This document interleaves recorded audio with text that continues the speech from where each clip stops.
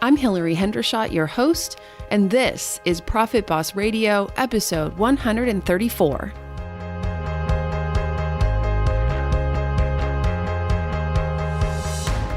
Profit Boss Radio is your weekly wealth mastermind. Profit Boss is also a community and a movement for women who are ready to take control of their money, break the glass ceiling, and give ourselves permission to finally have enough. Want the secrets of wealth to be yours? This is the place. I'm Hillary Hendershot. I'm a certified financial planner running a leading advisory firm for women, and I'm sharing with you real stories from real life and real women who are making it happen. Forget Wall Street. Let's do this, ladies.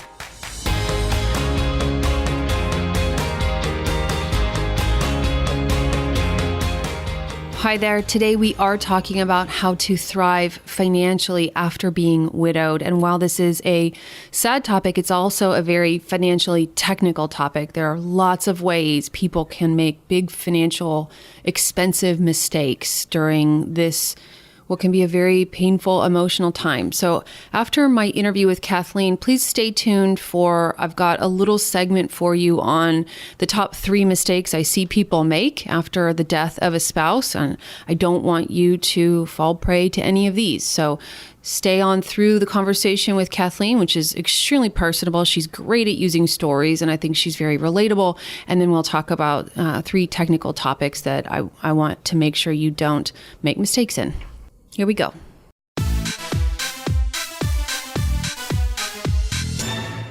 Hello, Profit Boss. We have kind of a somber but necessary topic for you today, one that is very timely for many of you. If you haven't seen the elder generation in your life go through widowhood, you may unfortunately have to face it at some point yourself. My guest today is Kathleen Rehl. She's a Ph.D. and a CeFT. She experienced widowhood herself, and she definitely understands the widow's journey from a personal perspective as a result. She's a certified financial planner. She no longer works as a financial advisor. Rather, she's passionate about helping widows make progress and move forward positively in their new financial situation. She's a well-known speaker on the topic of widows and their financial issues at national and regional conferences. She's published in many sources and quoted in numerous financial magazines, newspapers, and books. Her book, which we will link to in the show notes for today's episode, is called Moving Forward on Your Own, a Financial Guidebook for Widows. And it is something that I have started sending many of my own clients. Welcome to the show, Kathleen. Hi, I'm delighted to be here. Thank you so much. So, Kathleen, would you start just by telling us a little bit of, did becoming a widow kind of wake you up to this calling? Can you tell us how that came about? Oh my gosh, yes. It was about 12 years ago that my husband and I were in his doctor's office, and that's when his diagnosis was shared with us. It was incurable, inoperable cancer. And 2 months later, he died in my arms. He went that quickly. And that death, I had, in my financial planning practice, I had worked with widows before and thought I did a pretty good job of it. But when suddenly it was me, it was my widowhood, it was experiencing that tremendous crush of grief. It was absolutely amazing. In fact, so you were working as a financial advisor at the time? Yes. And do you mind me asking, how old were you when you were widowed? 60. And the average age of a wife who becomes a widow is 59. In fact, I celebrated my 60th birthday at Tom's bedside when he was getting a chemo treatment. And a month later, he was gone. So I couldn't think straight. I couldn't remember. And this is not uncommon for new widows. This cognitive disconnect, memory can be short, attention span weak, and decision-making just downright difficult, if not impossible. And and this may sound crazy because I'm a financial advisor, very successful. In fact, one year, I was even named in the top 100 planners in the whole country. I got a Ph.D., so I'm, reasonably smart. But the world just didn't make sense to me. Couldn't remember my Social Security number. I was filling out a form one day, where did I put my car keys? Mm-hmm. And it was I didn't know if I could hold my business together because Tom, my late husband, had been a real important part of that business. And I didn't know if I could continue on with that business. And I was feeling actually a little bit like a bag lady. That didn't last too long, but his Social Security check, that obviously, that wasn't going to come in anymore. His small pastor's pension was going to get even smaller. I was going to keep getting it, but it was going to get, smaller than it was before. And that bag lady syndrome, that is also something that's not uncommon, even for multimillionaire widows. But I put my financial planning hat back on. I ran my numbers, and I talked to my own financial planner. And I knew, of course, I was going to be okay, at least financially. So you maybe hadn't actually thought about or planned for widowhood, even though you knew it may come for you. We knew that most likely I was going to be the surviving spouse because my husband was 12 years older than me. He died when he was 72. I was 60. But it wasn't supposed to happen this early. So we had everything all done correctly. The assets were titled correctly. Beneficiaries were set fine. But this man, he had twice as much energy as I did. But all of a sudden he's dead. He's gone. So even though things were in place, technically handled, I wasn't ready for it emotionally at all. So how long would you say you were just, and by the way, when you say couldn't think, couldn't make decisions, couldn't focus, I know my daughter Harlan was diagnosed with leukemia in October. And so and that was my life. It's like I can't focus. I just can't think. I can't, my mind is not the resource it normally is. Yeah. And the crazy thing about it, Hillary, was and my clients were so wonderful. They said, we're going to, we'll step back, take however long it takes to handle it. I had a wonderful assistant who took on some more responsibilities, but I could go into that office and I could do all the financial planning kind of work just fine. That made sense. That was logical. But when I would be at home at night, when the house was dark and it was so empty and so lonely, and that didn't make sense to me. That's when my world would fall apart, when I was all by myself in that house. And it was work that actually helped to sustain me, to get me going. But as I continued along this journey, I realized, oh my gosh, what about my widowed sisters? If this happened to me, what about my widowed sisters who don't have the strong financial background, who don't have the CFP experience? Who haven't worked with other clients in this way. And that's when I started thinking, I've got to do a lot more for my widowed sisters. And that was the beginning of what ultimately became the guidebook and then my speaking and teaching and all the rest of the good things I'm doing now. Mm-hmm. And how long was it, do you think, that you were just in the throes of grief, sort of the not able to be productive stage? How long does that take? And from every widow is going to be different, every journey. And I don't say to another widow, oh, I know exactly where you are, because that's happened to me. But for me, that real intense grief, that lasted about, I'd say, a month. And then I still was in grief periods.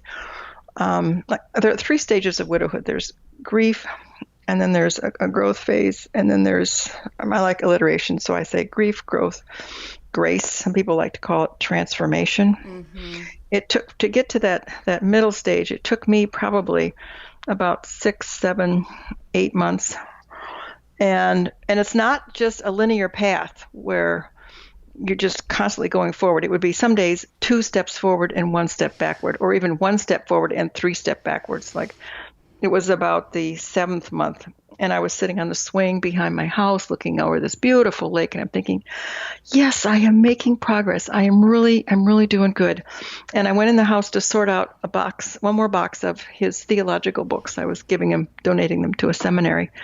And I found in one of the books, it was a card that he had given me many, many years ago, but he used it as a bookmark in this card. Mm-hmm. And the card said, I will love you forever, Kathleen. I'm the luckiest husband in the whole world. And I just lost it. I just bawled my head off. I might lose it. Yeah, but my tears were only a short period compared to that first month when I was just crying all the time. So it was a day of, one step backward and two steps, or one step forward, two step backwards, and then three steps forward again.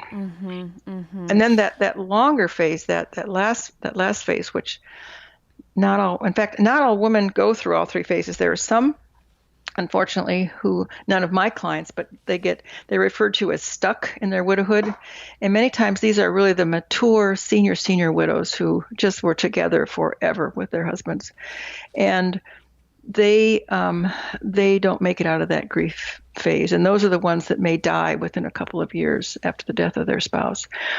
And then getting onto that growth phase, for a lot of women, it will take 6 months, 7, 8, maybe a year. And part of it depends on like the circumstances of death. I had 2 clients whose husbands died within 2 months of each other. The first one, it was a sudden death, totally unexpected. I had worked with a couple for about 10 years and helped him to take early retirement. She wanted to work a little bit longer. She loved her job. She was great at it. It was going to ensure their financial stability a little bit better. So she was at work one morning and she gets a phone call to get to the hospital. By the time she got there, he was dead. He dropped dead, massive heart attack, playing doubles on the tennis court. Now, he's out with his buddies. He's having a great time. He's healthy. He's dead. All right. It took her about almost a year to move from grief to growth. Another widow whose husband died 2 months later, they were in their 80s, and this other couple were in their 60s. Okay, they were in their 80s, and they always said Bob was living on borrowed time. He had dementia. Wife was the caregiver. They were very, very close, but they knew that his time he could pass any day. So she had processed some of her grief before Bob's death even. So her time from grief till she hit to that growth phase was just about 6, 7 months. She went, even though she was more senior, she made that progression faster than the sudden death situation. So it depends on lots of things.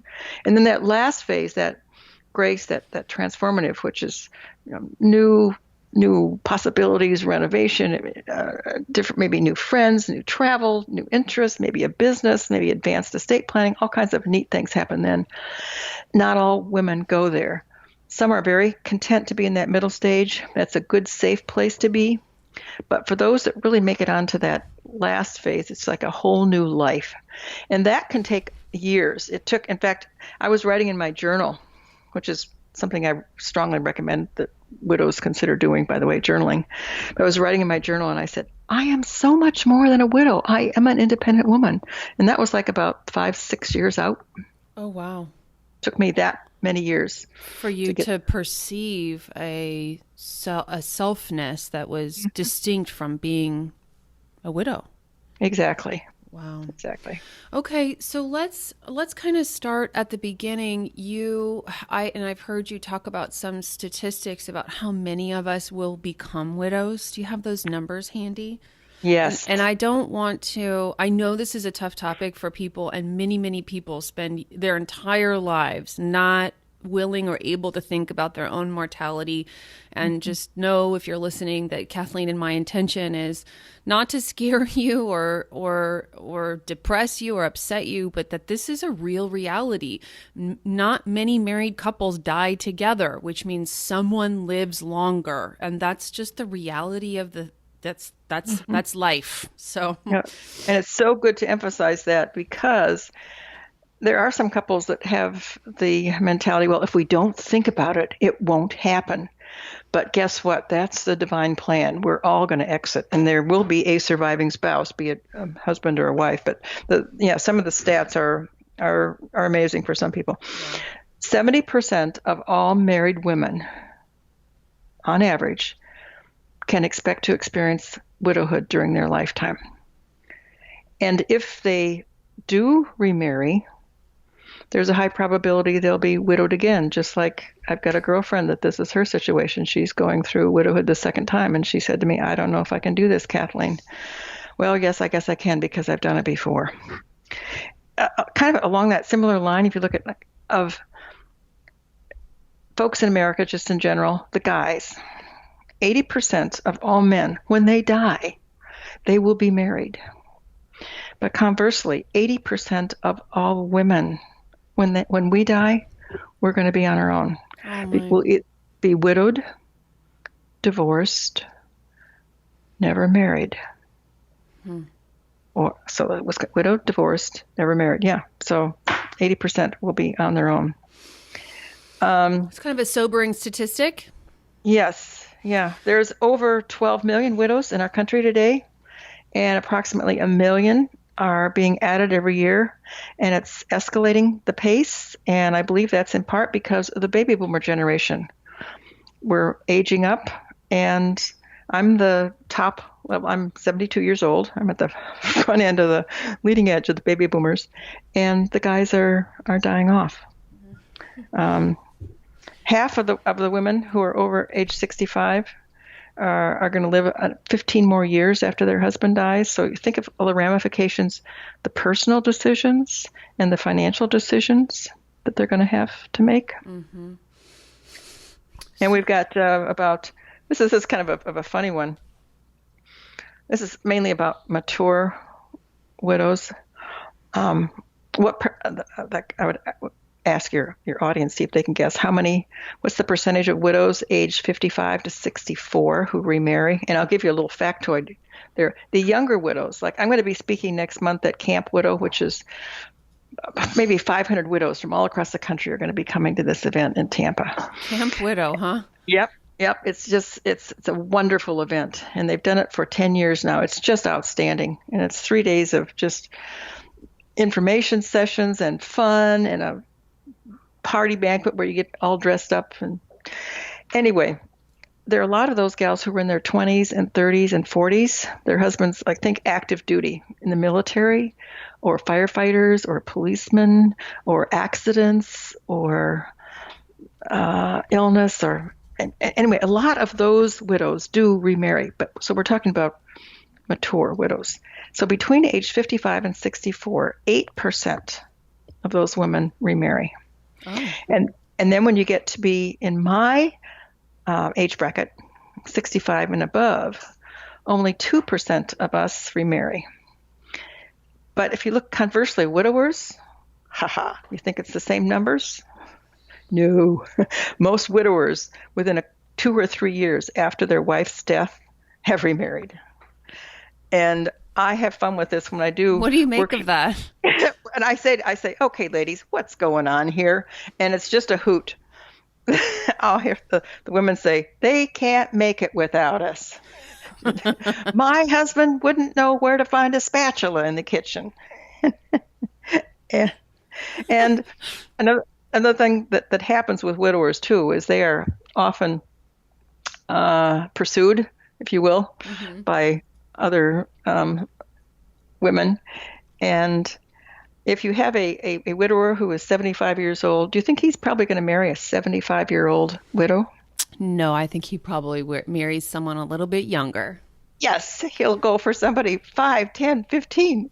And so, see, that's another reason why some of those gals, if they marry somebody that's a lot older, have got a probability of dying again. And I'll give you one more. I mean, I could go on and on and on. But see, if we women were smart, we would marry men younger than us. There you go.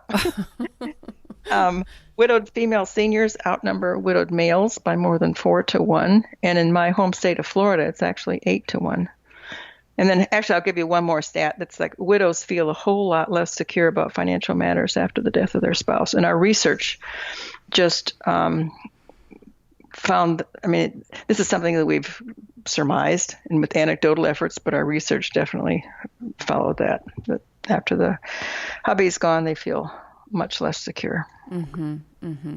So obviously there's not much that can look, no matter, grief is the reality of life. If the person that you love passes away, it's going to be emotionally devastating. But it is possible to do some things to plan to set yourself up to soften the blow a little bit. So what are the things you recommend women who are married to spouses who are still alive do to make sure that they're set up for success later in life? Okay. Make sure that the wills and the trusts are up to date. When I would go through this activity with some of my clients, I would find that they had named, let's say, like successor executors who were dead. Um, Yes. they were talking about minor children, and the kids are 30, 40 years old now. They Right. had set up provisions. So are those documents up to date? Also, along that same line, do they know where the documents are located? Because sometimes I've had clients who they're not sure. Let's see, is it in the safe deposit box? Does our attorney have it? No, it's not there. It's not there. We know we wrote them. They're someplace, but where are they located to? Um, Knowing what the primary sources of income are that are coming in, whether it's Social Security, pensions, annuity, employment, investments, and what happens if one of us dies on this. I had one case. She became a client after her husband died. Sometimes, like I would have clients, and one or the other would pass. But then many other cases where women came to me and had never worked with a planner before, or were firing the planner that they used to have to come to work with me. So I was sorting through all kinds of things. And there was a pension that her husband had. She just expected this to continue. But when he had taken the election on how to set the pension up, he chose single life only because it was going to be a bigger payout.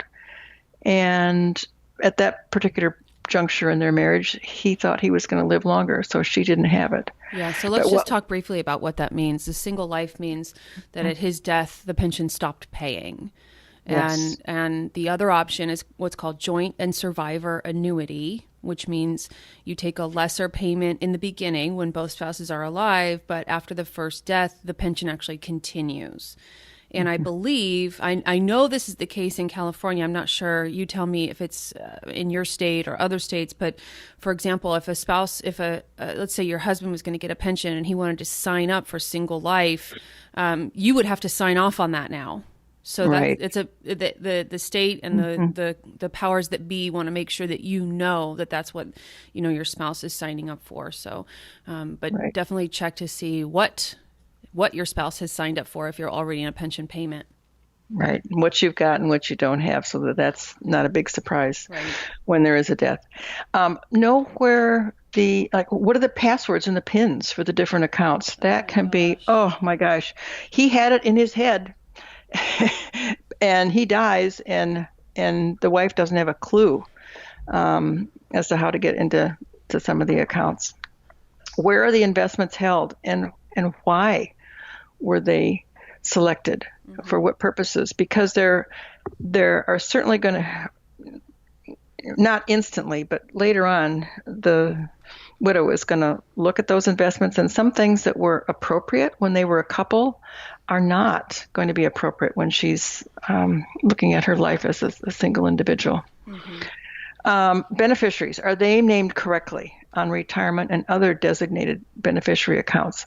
I found that a lot of people did not understand that, like if they had an IRA account, that it would pass according to the provisions by contract that were named for those beneficiaries. Even though their will might have said the beneficiary was going to be somebody else, it's not going to pass by will. It's going to pass according to that IRAs contractual. have named beneficiaries. That's correct. Yeah. And To look, go ahead. looking at like levels of insurance, is that correct? And in some cases, I would find that there was way too much insurance. And in other cases, they were underinsured. So looking at that insurance level. Yeah. And by insurance, do you mean life insurance, other kinds yeah. of insurance? Basically, life insurance. That's the main one. Now, do you think people in their 60s and 70s should be carrying life insurance? Depends on their circumstances. Most of the clients that I worked with, they didn't really have a need for that insurance anymore. It was when the the children were young and they were looking at the years that the wife might have to be on her own, and then college, education expenses. But as they continued to age, the kids grew up, and so that insurance was not really necessary. And so in some cases we did different sorts of planning with that insurance if it was not really needed. And I had a number of clients who were charitably inclined, and that's beyond the scope of this podcast, but we were able to do some very creative things with legacy kinds of gifts for that insurance to benefit causes that were near and dear to them. Mm-hmm. Looking at what's in the safe deposit box, and also who has access to that box. One thing that I did not have that I wished that I did was a good household manual. My late husband was the fixer. Anything gone wrong, he could fix it. And he knew about everything. And I did not. In fact, before he died, we were trying to get some things organized for me. And I tried to get a household manual in place, and he just didn't feel like doing it. And he said, honey, I'm not going to teach you how to use the grill, because I was always the one that used the grill. And if you know how to use the grill, then you really don't need me anymore.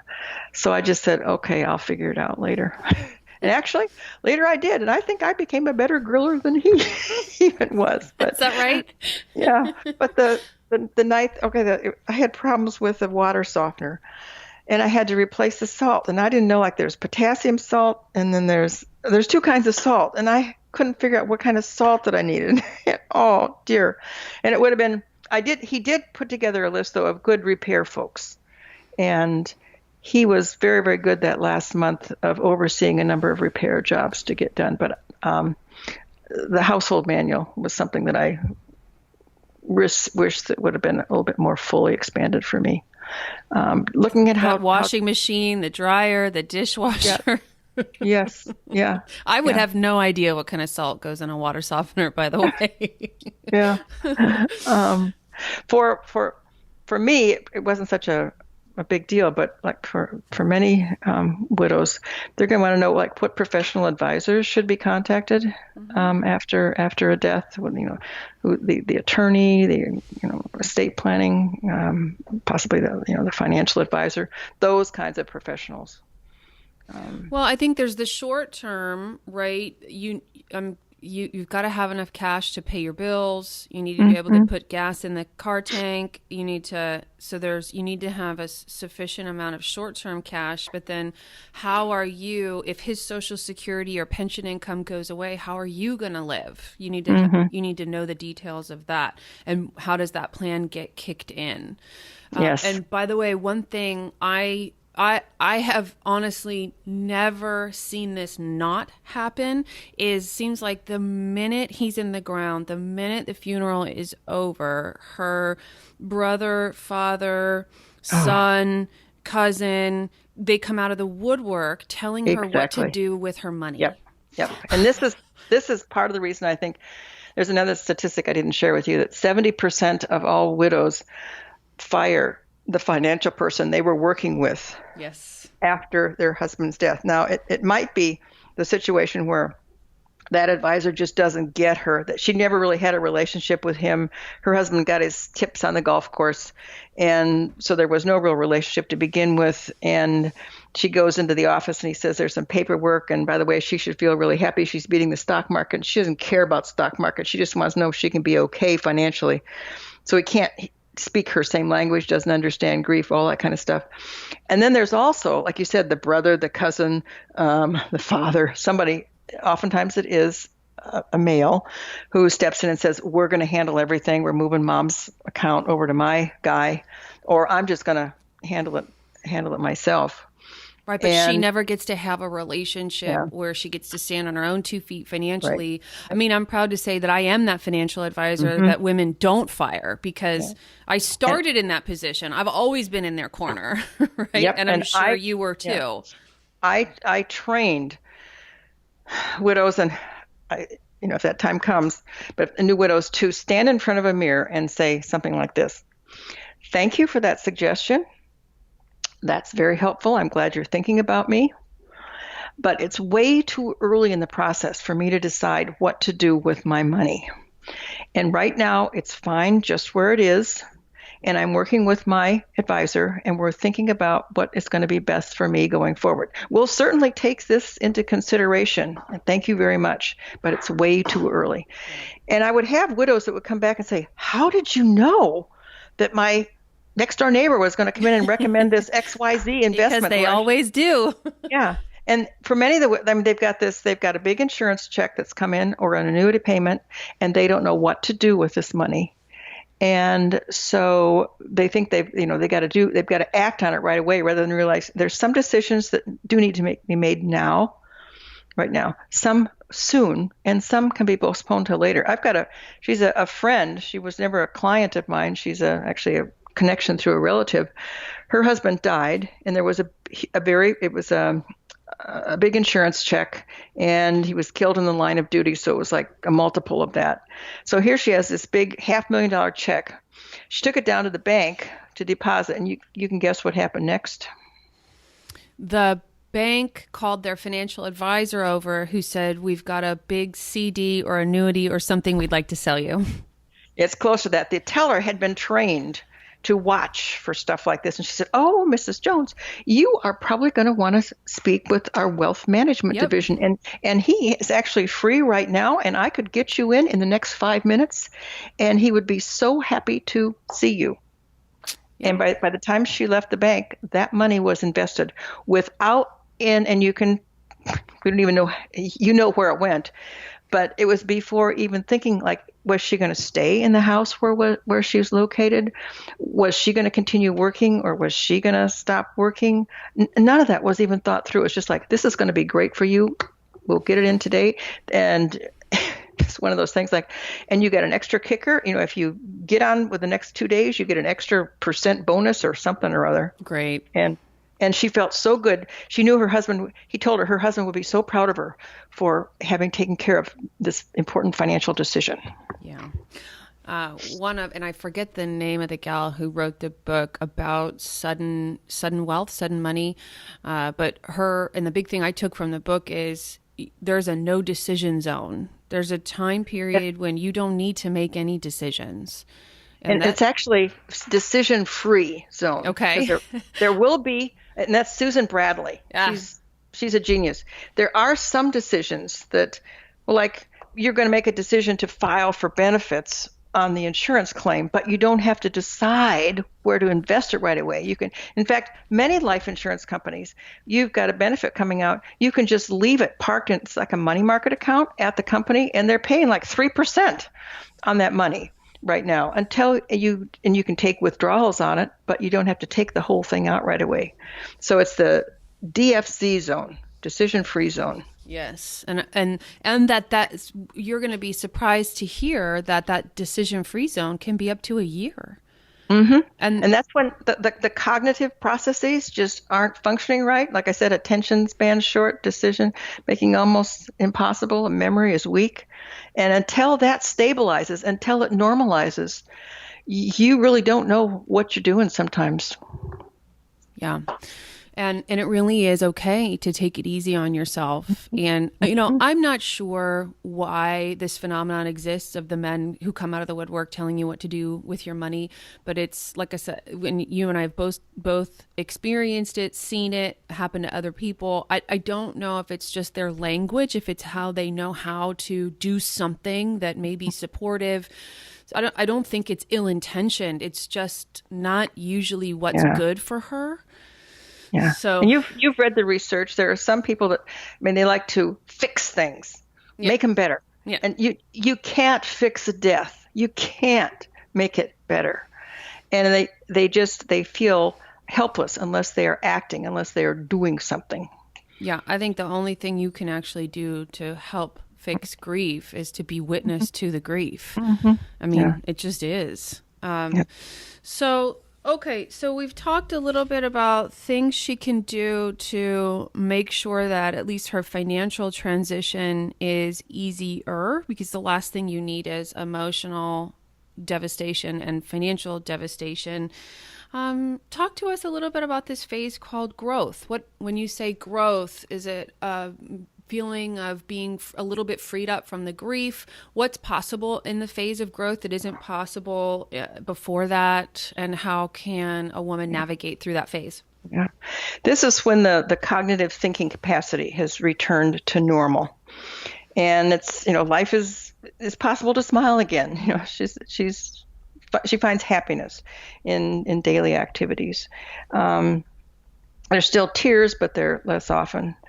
And during this phase, she'll be ready to deal with more traditional kinds of financial things, like some goal setting. Before, I mean, it would be ridiculous to ask. You would ask a new widow, like, what are your main concerns right now? But to ask, like, what are your long-term goals? Where do you see yourself in 10 years? No, she can't go there at all. Please. But yeah.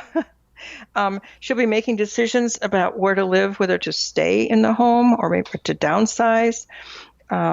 Where before, and that's something that I've seen new widows make a decision on too quickly about, oh, I can't stay in this house. It's just so empty without Bob anymore. I'm going to go move in. My adult son has said I can move in with him in Texas. Whether or not she's going to get along with that daughter-in-law so well, she's oh yeah, my son has talked. It's going to be fine. She will lose her social support network. There may be medical support that she's also not connected with, friends. And I had one situation where she moved to Texas, and 5 months later, her son accepted a job in Silicon Valley. So they were off to California. So she had this double move. But she was also experiencing double grief. She was grief of the death of her husband and grief of loss of place. So during this middle time, she will decide if she is going to stay in the house or if she's going to move. She's making adjustments there. We'll be able to do some goal setting. Life is going to seem more balanced. She will be doing reevaluating some of the investments, probably. I've found that many widows who came to me who hadn't worked with me before had a general idea of where like the household money was, but didn't really grasp like all the financial implications, like where the retirement funds were and where the special investments were. Phyllis came to me several months after her husband died, and she was in her early 70s, and she said she knew they had a lot of stuff, but wasn't really sure. And she gave me a cardboard box and said, would you take a look at this and tell me what you think? So I sorted things through, and she came back a couple of weeks later, and I had done a net worth statement with subtotals on it. And we got down to about $500,000. She said, yep, that's about what we were worth. And I said, no, Phyllis, there's a lot more. She said, oh, there can't be more. We weren't that kind of people. And I kept going, and they were worth a cool $2 million. And she had no idea. Plus the value of this farmette land that they were on.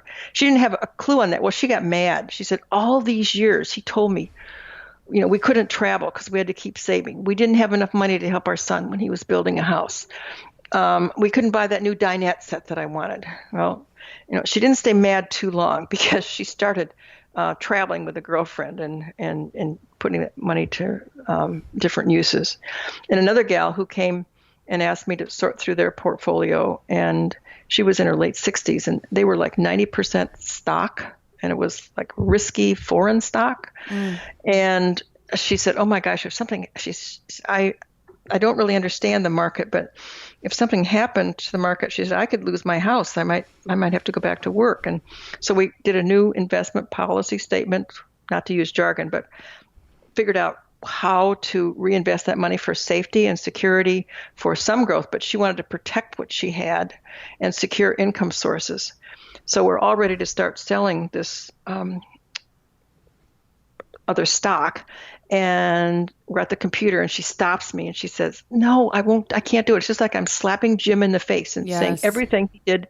So it was like he was reaching out of the grave and controlling her. And we had to totally revisit what she wanted to accomplish. Then she was ready and she could reinvest. But that was, again, a situation where she knew the household stuff, but she knew that there was other stuff out there, but didn't really have a clue what it was, and had not by choice chosen, to be involved with that situation. So some of the things that were appropriate before, when hubby was around, needed to be shifted. I'm not so sure 90% foreign stock was ever appropriate, but I hear you. And I've actually... For him, he was a brilliant medical doctor, and he retired. And in his retirement, this was before the market crash, he took up day trading. And when the market everything was going up. And he hadn't done anything really bad for them, but he just kept getting more and more and more and more deeper into it. But it would have, and this is one of the best parts.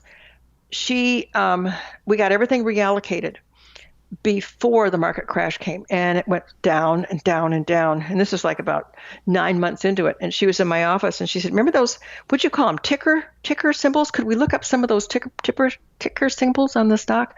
And many of that stuff had just gone belly up totally. And she said, "Oh my gosh, I am so glad that we made those changes." And she said, "I'll be with you forever, Kathleen."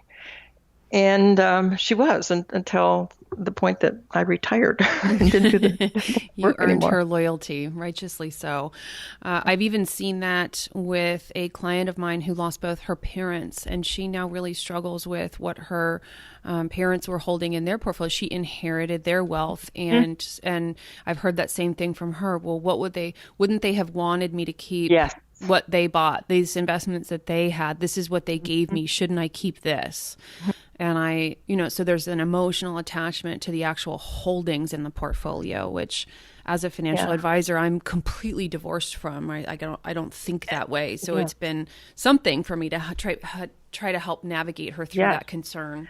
And I would see that with like vacation homes. Oh my gosh, that was a big one. The home in the mountains that they, bought years ago, and they used to love going up there. They hadn't gone up there for quite a while. There's no way she can go up there now. She can't even maintain the place. Her kids aren't getting up there, but yet it was their getaway retreat, and she can just, it's so difficult. In one situation, we brought the son in and had a discussion together with mom, and he said, "Mom, I think would be the best thing to sell it because nobody in the family is really using it." Yes, it was happy. We had great times together, and we've got beautiful photographs and memories, but it's time to let it go, Mom.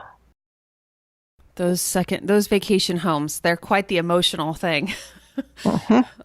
Okay, so I kind of like to intertwine this conversation with your own journey, which I think is so interesting because I think it was during your growth phase that you actually decided to retire as a financial advisor. You sold your practice, I think, and became a missionary of sorts. Can you tell us about that? Well, Susan Bradley is a big part of that, believe it or not. Well, it's interesting that I would bring her up then. Yes. I was speaking at a women's conference, and the book had come out, and they'd asked me to come in and talk about the book and then how to work well with widows. And that's the main thing that I am talking about when I go to financial conferences now, but I was just starting to do this. And places were inviting me to come and speak. And unbeknownst to me, Susan was in that audience. But I'd been kind of tipped off that she might be watching me at some point, but I didn't know exactly, what session she might be at. Mm-hmm. So she was there. And at lunch, I saw her, and Susan said, "We need to talk, Kathleen." And I said, "Well, I've got time after, luncheon." She said, "Well, let's go get a cup of tea and talk for a little bit." We wound up talking for 3 hours, Hillary. And she said, Susan had been a financial planner herself before she started the financial planning Sudden Money Institute. And she said, "You are at a juncture, Kathleen, and you've got 2 paths to go. You can continue on the path you are right now where you're helping." It was roughly 70 clients that I had. And you're doing a great job. I was a comprehensive planner, doing it, fee-only planner, doing everything for them. She said, "Or you've also started down this other path of your speaking, your writing, your teaching. And you said that you want to do more research on this. You cannot do them both. You will burn yourself out, absolutely burn yourself out." She said, "I know. I made the decision myself when I decided I had to leave financial advising and to get the Sudden Money Institute started." And that's when I really began thinking about it. And she said, "Plus, I want you to consider coming and being on the faculty of the Sudden Money Institute," which I am. Full disclosure, I'm not paid anything. I do this because I so believe in the training that they offer to advisors. So she changed your life. She presented a fork in the road. You became a full-time...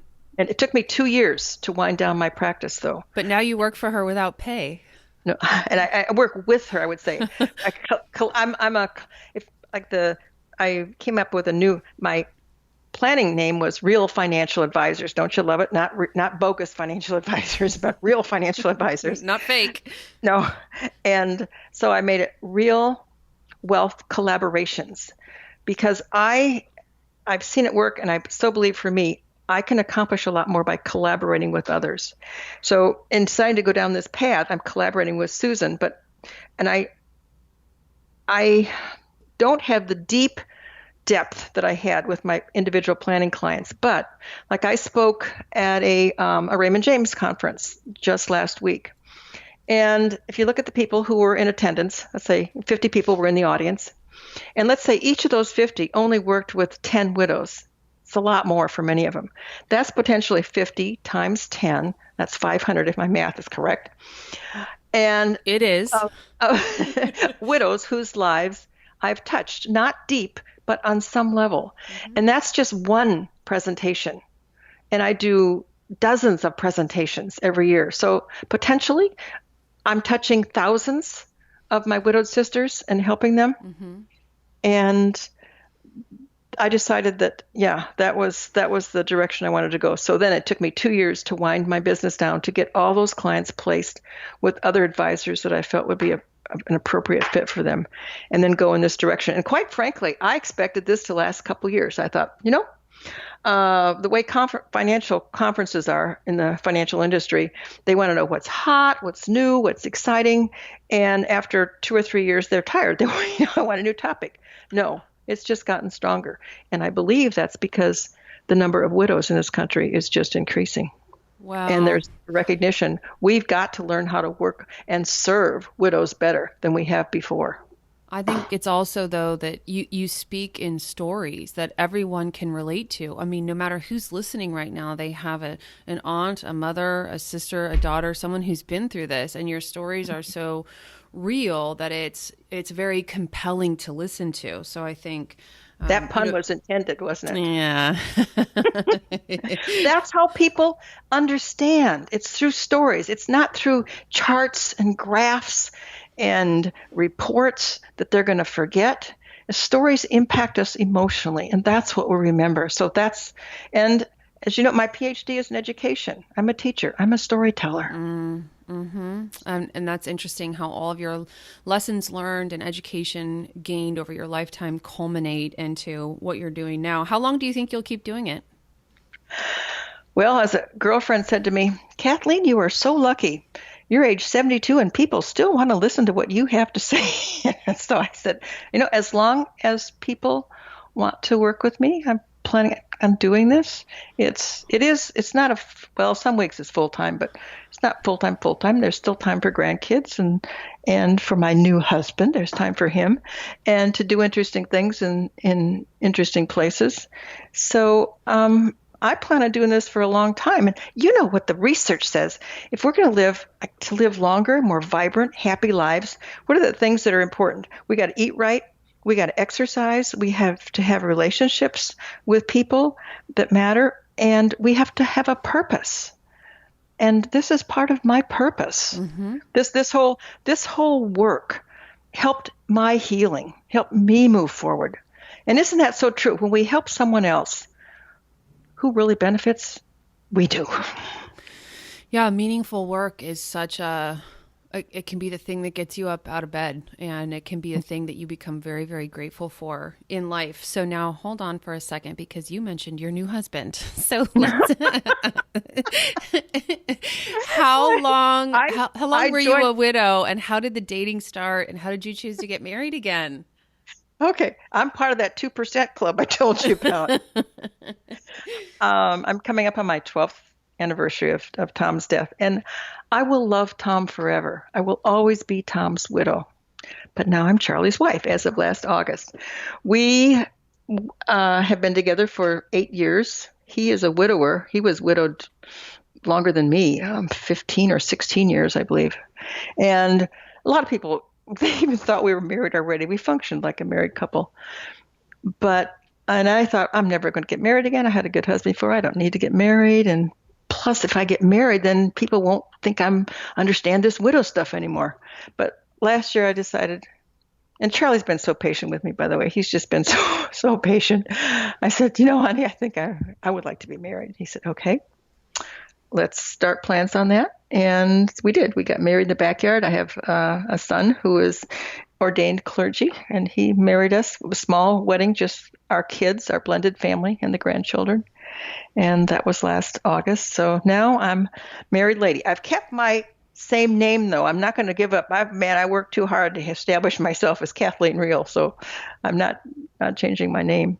I started dating probably earlier than I should have. It was about a year out, and oh dear, we could have a whole podcast just on that.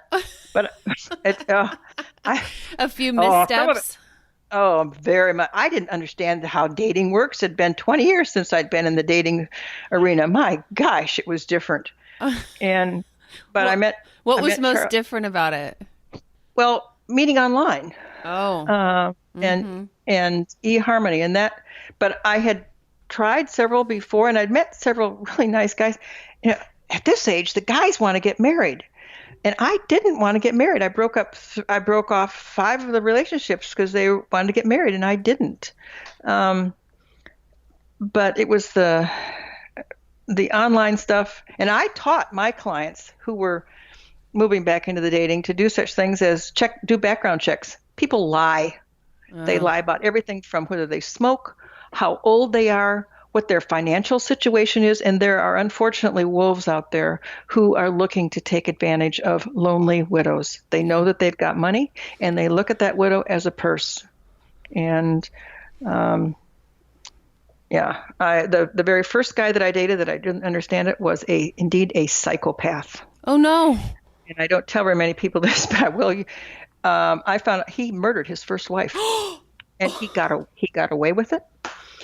And I didn't date for quite a while after. I bet that made you feel like, oh, I did the wrong thing by opening myself up to this. Yeah. He became a stalker, and so I didn't date for quite a while. How horrifying.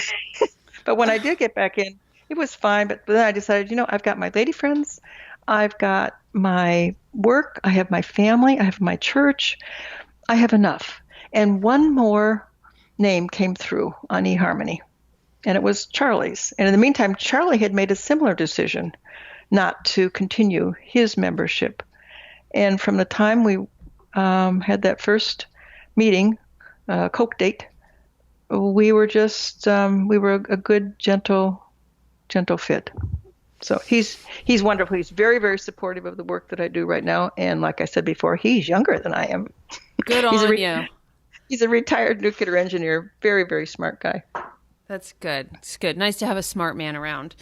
Yes. Okay, so that was growth. And now let's talk about transformation. Where were you along this journey when you started to experience a phase that you later called grace or transformation? Oh, well, definitely it was like about six years out or so that I was doing more traveling. This is when I had like this new career that I was in, this encore career. Plus you're in a relationship with Charlie. Yes. You okay? Yes, definitely new relationship. I had set up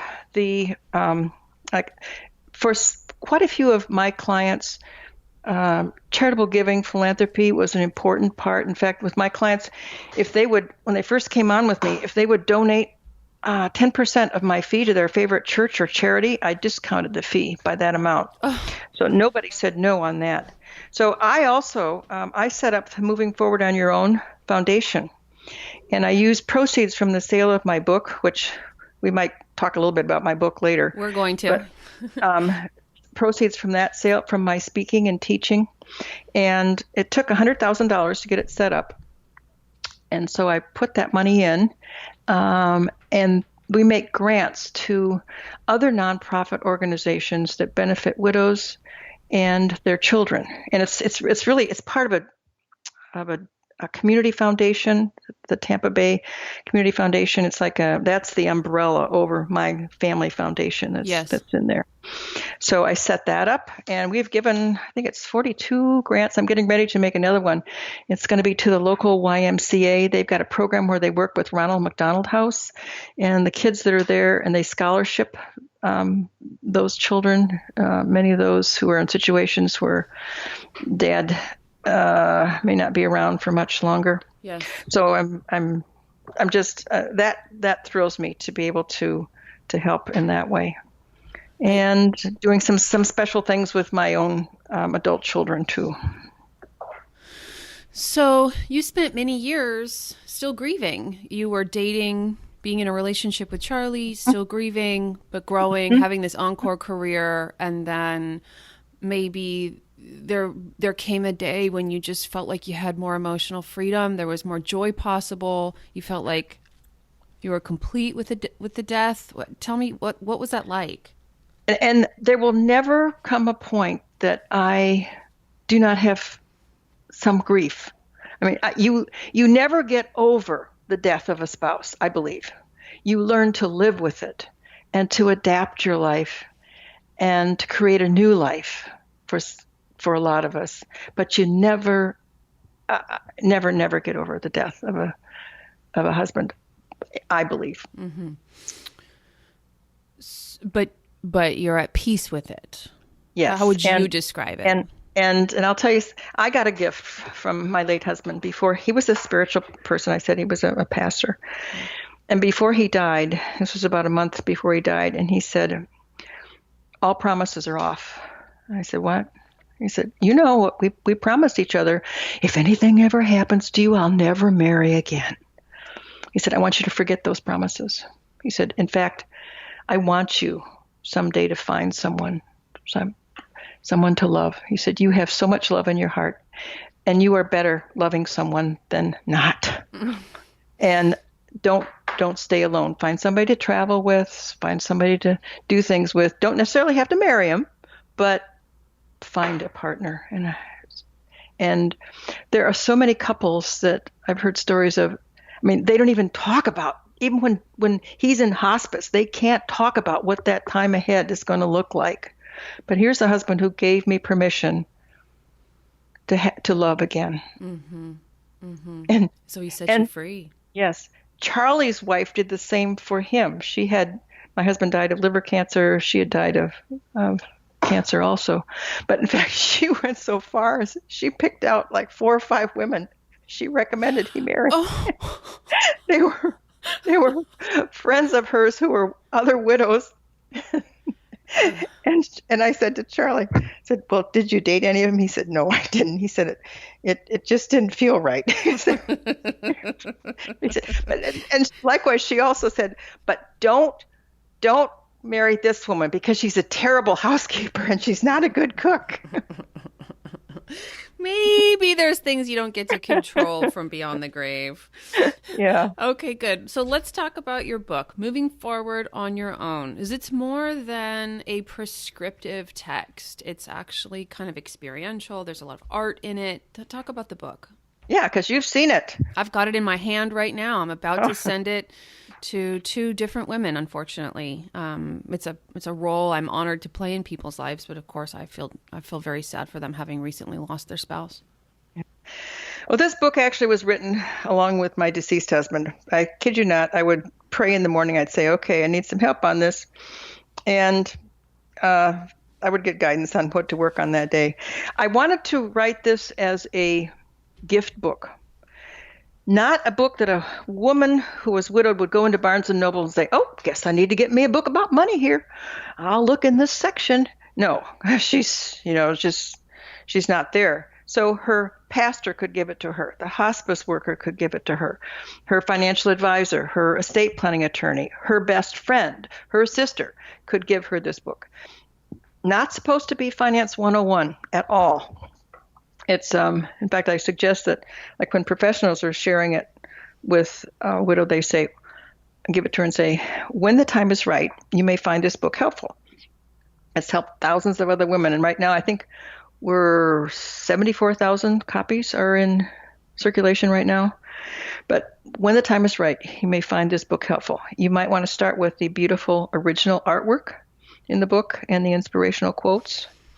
And then there are some interesting activities that we could do together, but when the time is right. And then that puts it in her control when she actually wants to look at it. It's kind of like a journal in some respects, as a place, I share my story and the widow can write her story down. Mm-hmm. And how she's making progress on things. There's some little activity sheets such as the cash flow, looking at sources of money, what's coming in.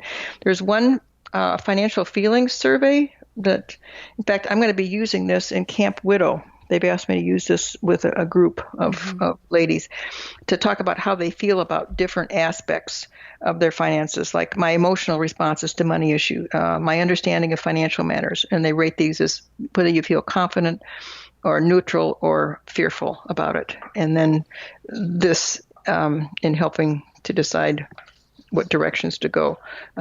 There's a net worth statement, a family tree, and then there's very short little, like one-page chapters, and it's designed so that a widow can open it at any point and start reading. She doesn't have to read page 1 to 29 to understand what's on page 30. It's very, very short pieces. And it's kind of a friendly size book, so she can tuck it in her purse. And, she's off on an appointment someplace and she's got a few minutes. She could just open it up or sit in the park and look at it. And it's all in color. I approached commercial publishers when it was getting near time to think about how I was going to get it published. Yes. And got turned down flat. The book's going to be too expensive to print. It's all in color. We'll do it in black and white and spot color here and there. I said, no, it's got to be all in color. We're not sure we really like the title, Moving Forward on Your Own, a financial guidebook for widows. And I said, I've worked with a dozen focus groups, and this is the one that they picked. This is the title. The book's not long enough. It's only 80 pages. Look, I don't want to overwhelm a widow. I don't want to. So it was just closed door, closed door, closed door. But those closed doors turned out to be an open door for me because, okay, I guess I got to do this on my own. I had to figure out whether to self-publish or do independent publishing. I did independent publishing. I had to find my interior designer, which I used to think that's what I did with my living room, but it's what I did with laying out the inside of the book. The gal who did the title page, the cover, the printer, and then the distributor, and all that kind of stuff. I had to figure it out myself, which I did, and that was empowering. It was good. But then what happened was I own the book, and I continue to own it. And the first issue we put out was kind of small because I was mainly going to do it for family and friends and clients. Although I was advised, no, this is really going to go. But we just did 1,500 copies. A month out, the United States Army bought 1,000 of those copies. They bought it for their survivor outreach service centers worldwide. Oh. And I knew, oh my gosh, we are on the way. And then there is now an insurance company who sponsors a lot of my speaking, and they asked if they could co-brand the book. And we did that, and so they helped to distribute a lot of the copies, and that's why it is around 74, maybe it's 75,000 that are in print now. It was issued in 2010, and then we changed the publishing a little bit. Like if you go on Amazon and it says like the publishing date is 2018, well, that's because we switched to a version that is published on demand, so we don't have to print out 3,000 at a time. You don't have to have boxes of books in your garage anymore. Right. And since then, a commercial company has come to me and they have said they would like to publish my book now. They didn't want to publish it when it first came out, and I said, no, thank you. But because I own it, like with the Army, I was able to sell those books to the Army at cost. So if I hadn't owned the book, I couldn't have done that. I couldn't have worked out this arrangement with the life insurance company that gets the book out there. And this book really it's part of Tom's legacy. Actually, a girlfriend said to me, it's part of your legacy too, Kathleen. Yes. Well, it's a gift that you've been given to have a mission and a purpose and an encore career and something where you're able to bring together all the phases of your life, your Ph.D., your marriage, your CFP education. It's really quite amazing. And Hillary, you may not know, I started out as an art major in school. Is that right? Yes. Boy, you just have both sides of your brain working on full speed, don't you? I feel blessed. And I know part of this really is the blessings of my guardian angel. Well, I'm just so happy that you've found a mission and that it's benefiting women so much. Kathleen, were there any mistakes that you and your husband made financially? If you could do it over, would you do anything differently?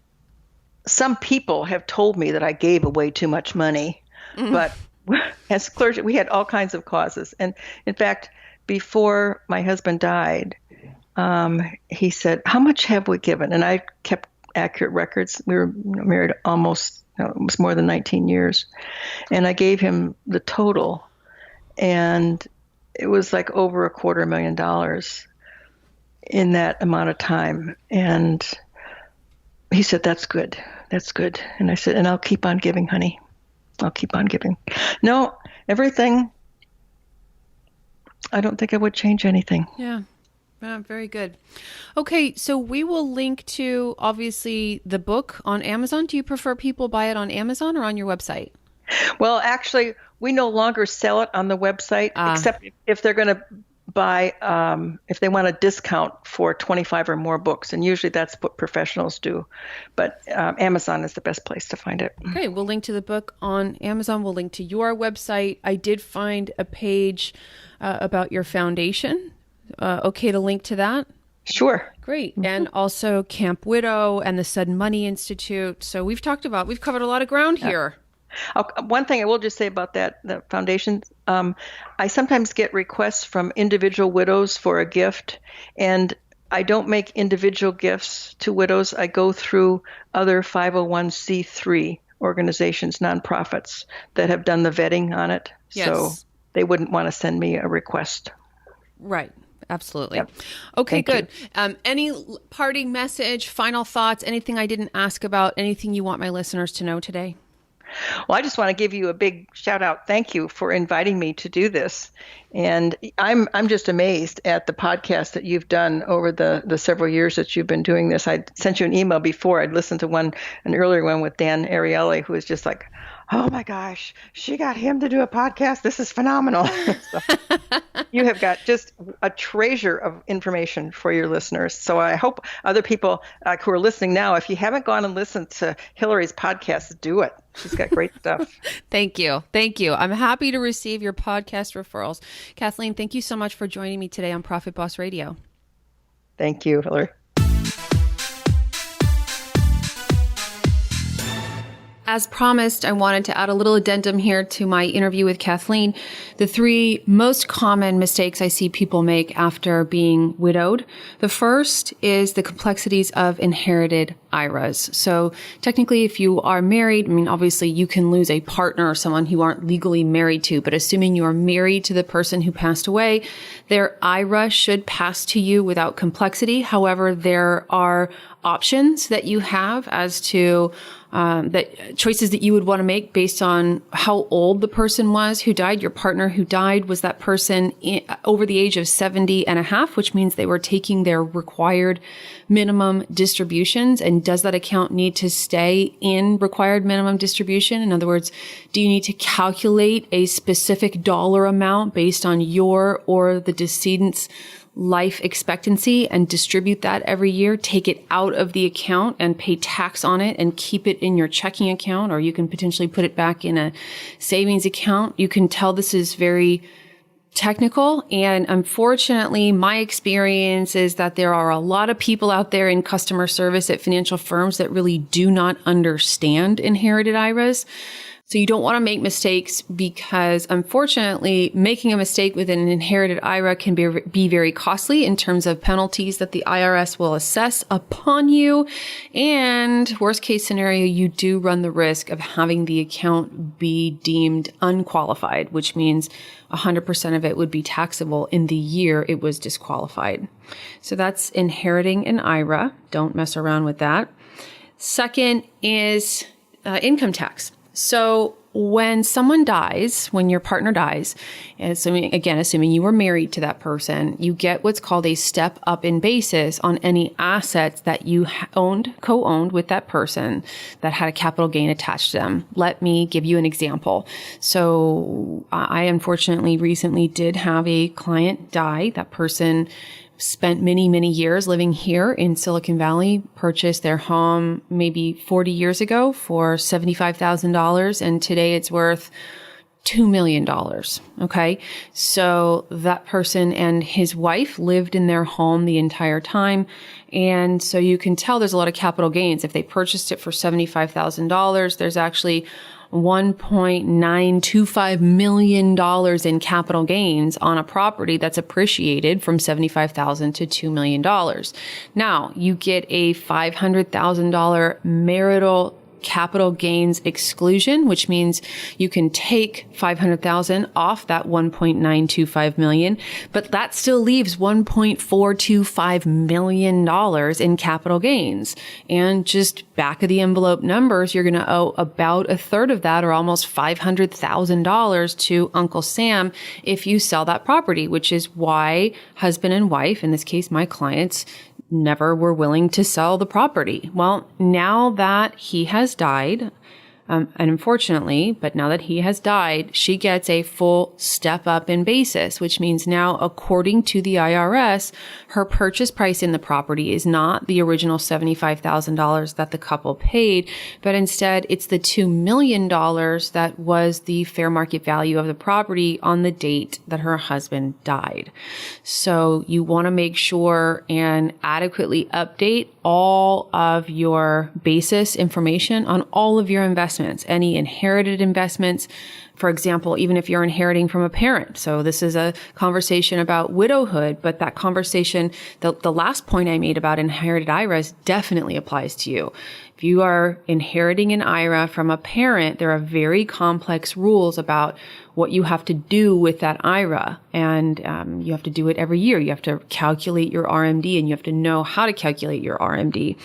Also, the step up in basis applies to you. If you're inheriting assets from a non-spouse person who died, you get a full step up in basis. So you want to be aware of that. Make sure your financial advisors are aware of that. Especially make sure your tax accountant is aware of that. And you want to double check all of your investment statements, all of your tax forms, 1099s, 1099Rs that come through from your financial institutions to make sure that they're adequately and accurately reflecting and tracking your new basis in the inherited assets. The final thing I do see people not understanding or not kind of dotting their I's and crossing their T's about is the estate plans that they've created with their spouse. So let's say 20 years ago, you and your husband or wife went to the lawyer, and that lawyer drew up what's called a Q-tip plan. For the 20 years after you visited the lawyer and your spouse was still alive, life was normal. You had a revocable living trust, and that acted just like an individual account. You titled your house to it. Well, now if you had a Q-tip plan and your spouse has died, now you have a revocable remaining trust. You have a revocable trust still, but now you also have part of your marital assets in an irrevocable trust. You need to understand your responsibilities as the trustee and beneficiary of that irrevocable trust. Okay. And there are sometimes estate planning attorneys maybe overuse the Q-tip provisions. By the way, that's not the little cotton thing that you put in your ear. Okay. Q-tip is an estate planning term. It's abbreviation for qualified terminable interest property. Another reason lawyers use Q-tip provisions is if there are children from a previous marriage or maybe a family business, like there's lots of complexities that make Q-tip provisions totally reasonable, but you do need to understand them. Even if you've forgotten they were there, now they're real. Okay. So you need to be very familiar with your estate planning documents and the intentions therein. Unfortunately, a lot of people try to go back back to the lawyer who drew up the plan, my experience is after that much time, the lawyer is either dead or out of business. So it's important that you have relationships with trusted financial professionals. It's very difficult to get good information from like your retail bank employees. You know, they're accessible. They're there behind the counter. You walk into the branch and they're there. But my experience is those folks are not necessarily educated in the least on estate planning regulations. And this is an area where you can make a mistake because you're afraid to spend money. So what I see is people have the opportunity to go see a lawyer. If you want to go see a lawyer who wasn't the lawyer who drew up your estate planning documents, that person is going to charge you between $300 and $500 an hour just to review the documents. So they need several hours just to become familiar with the estate plan that was already drawn up. Now you're at $1,500, $2,000 in fees, and it starts to feel really expensive. And the natural, normal human inclination is to not want to incur those costs, but you can make very expensive mistakes if you don't. I encourage you to have an ROI conversation. What's the return on my investment? I'm going to incur this cost. What do I get for that? Can I get a professional who can walk by my side throughout this process of settling the estate? Do I get confidence? Do I get wisdom? These are the things, in my opinion, you should be willing to pay for. I hope that helps, and I hope you have a great day. Thanks, Profit Boss. Today's episode of Profit Boss Radio was brought to you by Ignite Investing. If it's time to release all that financial anxiety and make sure you're on the right path to financial success by hiring a comprehensive wealth management team, and you have between $25,000 and $499,000 to invest, go to igniteinvesting.com now and click Get Started today. For today's show notes, visit hillaryhendershot.com. And if you love Profit Boss Radio, please share the show with your friends. And of course, leave us a 5-star review on iTunes. Until next time, I wish you much prosperity.